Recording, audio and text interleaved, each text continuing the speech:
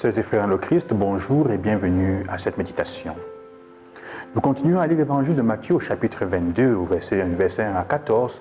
Et la parabole qui nous est proposée aujourd'hui, parlant encore du royaume des cieux, nous prend l'exemple d'un maître, d'un homme, d'un roi qui envoie inviter pour les noces de son fils. Aujourd'hui, on pourrait intituler le thème un peu comme ça, ténu et bien indiqué. L'histoire, je vais prendre la dernière partie où, après avoir invité différentes personnes qui refusent de venir, certains attrapent même les serviteurs et les tuent, il demande d'aller inviter ceux qu'on rencontre en route, les personnes.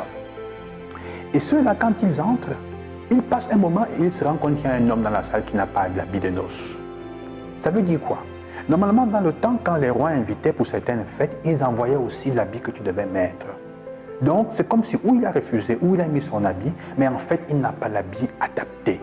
Il a accepté, mais il ne s'est pas mis sur son 41, sur son 31 pour correspondre à ça. En fait, l'attitude de cet homme qui entre et qui est jeté dehors, parce qu'on nous dit que dans la salle du banquet, il y a les bons et les méchants. Mais eux, ils restent et lui, on le met dehors parce qu'il n'a pas l'habit de noces. Cela nous fait comprendre déjà que le roi ne tient pas compte, ne fait pas un jugement moral sur les personnes. Mais surtout aussi que le monsieur qui est jeté dehors, la personne qui était dehors, en fait n'est pas différente de ceux qui ont refusé au début parce qu'ils avaient leurs affaires. Il ne change pas d'habit, il n'accepte pas de mettre l'habit de noces. Ça veut dire qu'il veut rester dans sa quotidienneté. Il veut rester dans la normalité et il ne veut pas reconnaître le caractère exceptionnel de l'invitation où il est. En fait, c'est l'invitation que Dieu nous fait chaque fois à entrer dans le banquet, à devenir des fils et des filles de Dieu, à participer au sacrifice de l'Eucharistie, à la fête de l'Eucharistie. Alors, qu'est-ce qui se passe? Il dit, pour entrer et pour rester là, il faut se convertir. Les bons et les mauvais qui sont dedans sont ceux qui ont accepté de mettre l'habit de noces, donc de se convertir, de changer extérieurement d'aspect.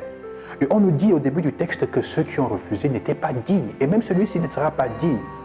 Ça veut dire quoi la dignité? La dignité est cette attitude intérieure, intrinsèquement profonde de ta personne, qui commande à l'autre le respect.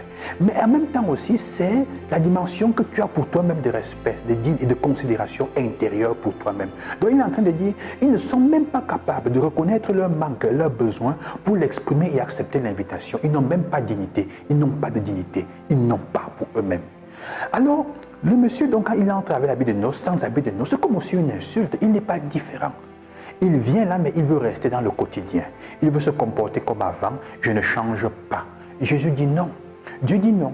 Si tu acceptes d'être chrétien, si tu acceptes de baptême, que ta vie suive, tu ne peux pas ne pas changer. Tu ne peux pas rester au même niveau. Tu ne peux pas venir à la messe chaque dimanche et avant de venir, tu ne te prépares pas. Tu ne peux pas venir même physiquement, tu as les mêmes habits toujours de la quotidienneté de chaque jour. Ça veut dire qu'il y a quelque chose dans ta tête, mais il y a quelque chose qui ne manque pas. Ça doit suivre, on doit voir.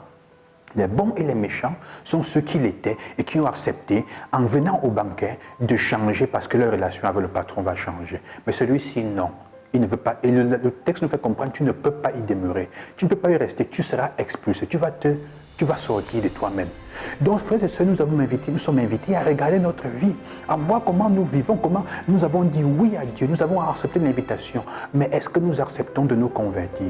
Est-ce que tu acceptes que tu as un manque et que ce manque ne peut être comblé que par Dieu? C'est aussi ça la dignité qui est demandée, qu'il est celui qui peut nous combler en tout. Et donc j'accepte l'habit de noces qu'il me donne pour me revêtir de cet habit de l'amour, de la miséricorde qu'il a. Mais est-ce que je vis des sacrements? Si on n'accepte pas un changement intérieur qui se manifeste même extérieurement, on ne peut pas prendre part aux noces. Que le Seigneur vous accompagne donc, qu'il vous aide à vous rendre compte. Est-ce que j'ai l'habit de noces? Est-ce que je suis prêt? Est-ce que je fais mon effort pour adapter mon style de vie à celui du Christ, à ce banquet, à l'Eucharistie qui est donné, action de grâce? Est-ce que je fais mon effort pour ça, pour correspondre? Sinon, demandons au Seigneur la force et la grâce. Autrement, demain, on grincera des dents. Le Seigneur vous accompagne, qu'il soit avec vous, lui qui donne toujours une opportunité et qui ne regarde pas ta morale, mais qui veut simplement que tu changes ta vie. Bonne journée, loué soit Jésus-Christ et que Dieu vous bénisse.